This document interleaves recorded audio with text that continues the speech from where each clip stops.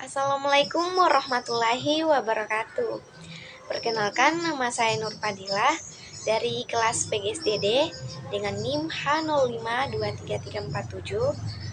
Kali ini saya akan mempresentasikan materi dengan tema Telaah Kurikulum Pendidikan di Indonesia dengan dosen pengampu mata kuliah Bu Evi Segarawati Ampri SPD MPD. Untuk melihat lebih lanjutnya, simak video berikut ini. Nah, untuk pembahasan pertama, kita harus tahu dulu nih, apa itu pengertian kurikulum? Nah, dalam banyak literatur, kurikulum diartikan sebagai suatu dokumen atau rencana tertulis mengenai kualitas pendidikan yang harus dimiliki oleh peserta didik melalui suatu pengalaman belajar. Pengertian ini mengandung arti bahwa kurikulum harus tertuang dalam satu atau beberapa dokumen atau rencana tertulis. Dokumen atau rencana tertulis itu berisikan pernyataan mengenai kualitas yang harus dimiliki seorang peserta didik yang mengikuti kurikulum tersebut. Masih pada pengertian kurikulum. Secara etimologis, istilah kurikulum yang dalam bahasa Inggris ditulis curriculum berasal dari bahasa Yunani yaitu kar yang berarti pelari dan kurer yang berarti tempat berpacu. Tidak heran jika dilihat dari arti harfiahnya, istilah kurikulum tersebut pada awalnya digunakan dalam dunia olahraga, seperti bisa diperhatikan dari arti pelari dan tempat berpacu, yang mengingatkan kita pada jenis olahraga atletik. Berawal dari makna kar dan kurer, kurikulum berdasarkan istilah diartikan sebagai jarak yang harus ditempuh oleh seorang pelari mulai dari start sampai finish untuk memperoleh medali atau penghargaan. Pengertian tersebut kemudian diadaptasikan ke dalam dunia pendidikan dan diartikan sebagai sejumlah mata pelajaran yang harus ditempuh oleh seorang siswa dari awal hingga akhir program demi memperoleh ijazah. Kemudian pada pembahasan landasan filosofis pengembangan kurikulum. Yang pertama yaitu landasan filosofis. Nah, apa sih itu landasan filosofis? Yaitu secara harfiah, filsafat berarti cinta akan kebijaksanaan, love of wisdom, untuk mengerti dan berbuat secara bijak. Harus memiliki pengetahuan yang diperoleh melalui proses berpikir, yaitu berpikir secara radikal, menyeluruh, dan mendalam. Yang kedua, landasan filosofis pendidikan idealisme. Menurut filsafat idealisme, bahwa kenyataan atau realitas pada hakikatnya adalah bersifat spiritual daripada bersifat fisik, bersifat mental daripada bersifat material. Dengan demikian, menurut filsafat idealisme bahwa manusia adalah makhluk spiritual, makhluk yang cerdas, dan tos kurikulum bertujuan. Masih pada pembahasan filosofis pengembangan kurikulum. Pada poin ketiga, tentang landasan filosofis pendidikan pragmatisme. Filsafat pragmatisme memandang bahwa kenyataan tidak mungkin dan tidak perlu. Kenyataan yang sebenarnya adalah kenyataan fisik, plural, dan berubah. Manusia menurut pragmatisme adalah hasil evaluasi biologis, psikologis, dan sosial. Manusia lahir tanpa dibekali oleh kemampuan bahasa, keyakinan, gagasan, atau norma-norma. Nilai baik dan nilai buruk ditentukan secara eksperimental dalam pengalaman hidup. Jika hasilnya berguna, maka tingkah laku tersebut dipandang baik. Untuk poin yang keempat yaitu landasan filosofis pendidikan nasional.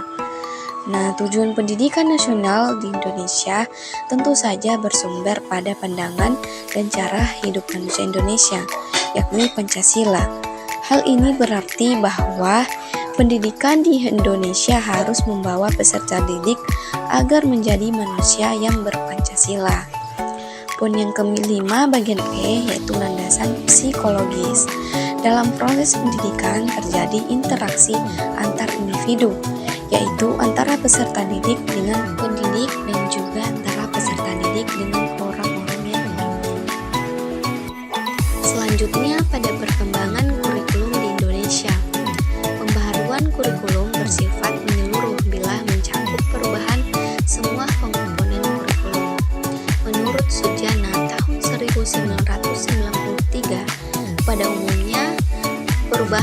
struktural kurikulum yang cukup komponen kurikulum, yaitu yang pertama kurikulum rencana pelajaran tahun 1947 sampai tahun 1968. Kurikulum yang digunakan di Indonesia dipengaruhi oleh tatanan sosial politik di Indonesia.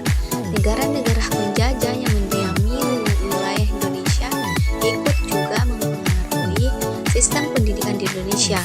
Pada masa penjajahan Belanda, sistem pendidikan diatur dengan prosedur yang ketat dari mulai aturan siswa, pengajar, sistem pengajar, dan kurikulum. Terdapat rencana pelajaran tahun 1947. Rencana pelajaran 1947 baru dilaksanakan sekolah-sekolah pada tahun 1950. Sejumlah kalangan menyebut sejarah perkembangan kurikulum diawali dari kurikulum 1950. Bentuknya memuat dua hal pokok, yaitu yang pertama, daftar mata pelajaran dan jam pengajarannya, yang kedua, garis-garis besar pengajaran atau GBP.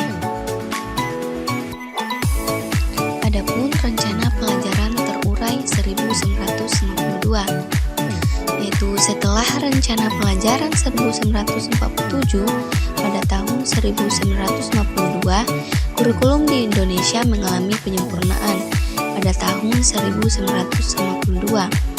Ini diberi nama Rencana Pelajaran Terurai tahun 1952. Kurikulum ini sudah mengarah pada suatu sistem pendidikan nasional yang paling menonjol, dan kurikulum 1952 ini bahwa setiap rencana pelajaran harus memperhatikan isi pelajaran yang dihubungkan dengan kehidupan sehari-hari.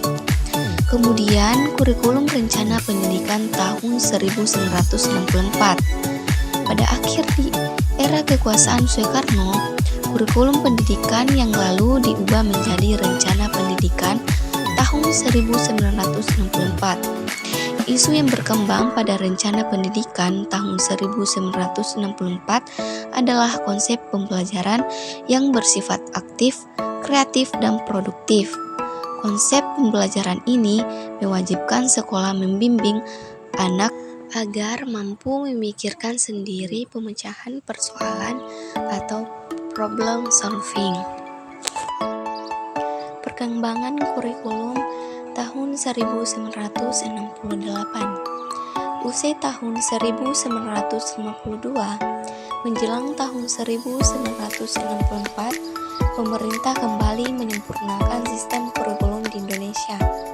Kali ini diberi nama Rencana Pendidikan tahun 1964. Pokok-pokok pikiran kurikulum 1964 yang menjadi ciri dari kurikulum ini adalah bahwa pemerintah mempunyai keinginan agar rakyat mendapat pengetahuan akademik untuk pembekalan pada jenjang SD, sehingga pembelajaran dipusatkan pada program Pancawardhana Hamanik tahun 2009, yaitu pengembangan moral, kecerdasan emosional, artistik, kepribadian, dan jasmani. Kemudian pada perkembangan kurikulum berorientasi pencapaian tujuan pada tahun 1975 sampai dengan tahun 1994. Kurikulum tahun 1975. Perubahan kurikulum ini menganut pendekatan integratif yang menekankan kepada efisiensi dan efektivitas dalam hal daya dan waktu. Yang pertama itu menganut pendekatan prosedur, pengembangan sistem instruksional atau PPSI. Yang kedua, dipengaruhi psikologi tingkah laku dengan menekankan kepada stimulus respon atau rangsang jawab dan latihan. Perubahan pada kurikulum tahun 1984. Yang pertama, berorientasi kepada tujuan instruksional. Yang kedua, pendekatan pengajarannya berpusat pada anak didik melalui cara belajar siswa aktif. Yang ketiga, materi pelajaran dikemas dengan menggunakan pendekatan spiral.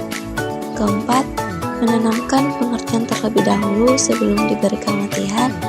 Yang keenam, materi disajikan berdasarkan tingkat kesiapan atau kematangan siswa, dengan terakhir menggunakan pendekatan keterampilan proses. Perubahan kurikulum tahun 1994, yaitu yang pertama, pembagian tahapan pelajaran di sekolah dengan sistem catur bulan.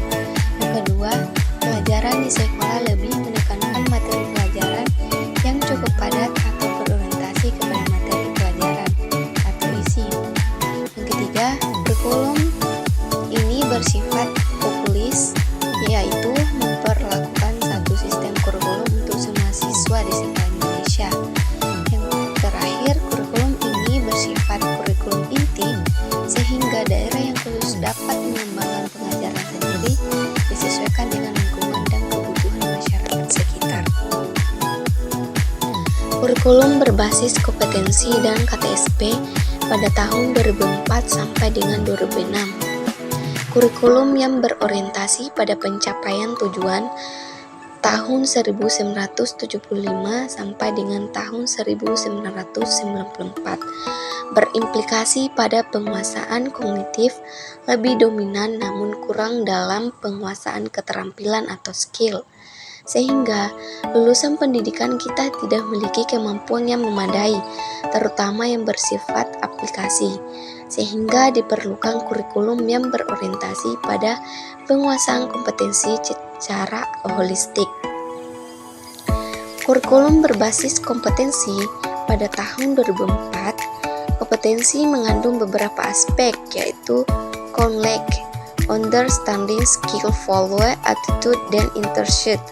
Dengan mengembangkan aspek-aspek ini diharapkan siswa memahami, menguasai, dan menerapkan dalam kehidupan sehari-hari materi-materi yang telah dipelajarinya.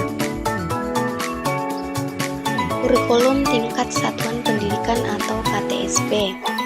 KTSP perlu diterapkan pada satuan pendidikan berkaitan dengan tujuan hal berikut.